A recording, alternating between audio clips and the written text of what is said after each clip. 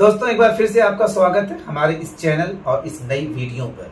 कई दिनों से हम लोग आसान टॉपिक पढ़ रहे थे, सोचा क्यों ना ऐसी टॉपिक कवर की जाए जिसने बचपन में बहुत परेशान किया है, हम लोगों को बहुत सताया है ना। जैसे कि differences between compound sentence and complex sentence. बड़ा परेशान करता था कि क्या फर्क है दोनों में, दोनों तो एक जैसा ही लगता है। आज इसको बिल्कुल आसान अंदाज में समझेंगे। आज के बाद कभी भी कंफ्यूजन नहीं होगा कि कंपाउंड सेंटेंस क्या है, कॉम्प्लेक्स सेंटेंस क्या है। आइए इसे एग्जांपल से समझते हैं बिल्कुल आसान तरीके से।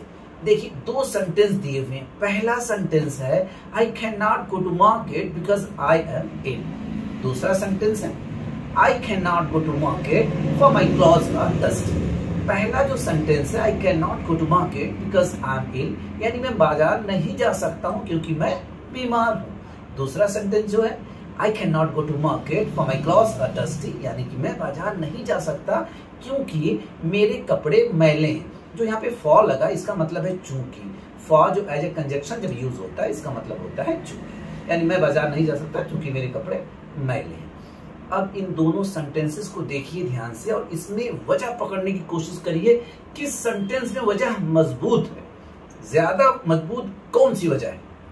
पहले वाले सेंटेंस में क्योंकि मैं बीमार हूँ, कमजोर हो गया हूँ, इसलिए बाजार नहीं जा सकता हूँ। दूसरे वाले में तो है कपड़े मैले फिर भी जा ही सकते हैं ना। एक आध दो लोग टोकेंगे भैया कपड़े गंदे कैसे आ गए, है ना, वरना कोई टोकता भी नहीं कि आपके कपड़े अच्छे हैं या गंदे हैं। ज्यादा फर्क नहीं पड़ता बाजार में। स्कूलों में डांट पड़ती थी पहले, है ना, वो तो अब भी पड़ती है, पढ़नी भी चाहिए। पहला जो सेंटेंस है वो है कॉम्प्लेक्स सेंटेंस क्योंकि वजह मजबूत है, और दूसरा जो है कंपाउंड सेंटेंस है। इन्हीं को बचपन में कुछ टीचर्स डिपेंडेंट और इंडिपेंडेंट कह के पढ़ाते थे, है ना। जब समझाते थे तो कहते थे जो डिपेंडेंट सेंटेंस होंगे उन्हें कॉम्प्लेक्स सेंटेंस कहा जाता है, और जो इंडिपेंडेंट होंगे उन्हें जो है कंपाउंड सेंटेंस कहा जाता है। आइए डिपेंडेंट और इंडिपेंडेंट वाले टर्म से भी समझ लेते हैं। दूसरे एग्जाम्पल देखते हैं। I am going to Agra where Taj Mahal is located. मैं आगरा जा रहा हूँ जहाँ ताजमहल है। दूसरा सेंटेंस देखिए I am going to Agra where I work. मैं आगरा जा रहा हूँ जहाँ मैं काम करता हूँ। अब इन दोनों सेंटेंसेस में किसमें वजह मजबूत है, थोड़ा कंफ्यूजन होगा, लेकिन यहाँ पे ये ध्यान दीजिए कि किस सेंटेंस के दोनों हिस्से जो है एक दूसरे के ऊपर डिपेंड करते हैं, डिपेंडेंट है। पहला वाला जो सेंटेंस है बिल्कुल एक दूसरे के ऊपर निर्भर कर रहे हैं। I am going to Agra where Taj Mahal is located. मैं आगरा जा रहा हूँ जहाँ ताजमहल है।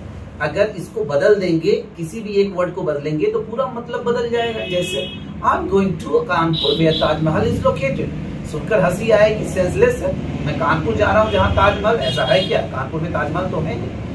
लेकिन दूसरे वाले सेंटेंस में अगर आगरा के बदले कानपुर भी लिखते रहे तो कोई फर्क नहीं पड़ने वाला है। I am going to Kanpur where I work. मैं कानपुर जा रहा हूँ जहाँ मैं काम करता हूँ। जाहिर सी बात है कानपुर में आप काम कर सकते हैं, लेकिन कानपुर में आप ताजमहल थोड़ी ला सकते हैं। इसका मतलब ऊपर वाला जो सेंटेंस है वो कॉम्प्लेक्स सेंटेंस है क्योंकि दोनों हिस्से एक दूसरे के ऊपर डिपेंड करते हैं, जबकि नीचे वाला सेंटेंस जो है वो कंपाउंड सेंटेंस है।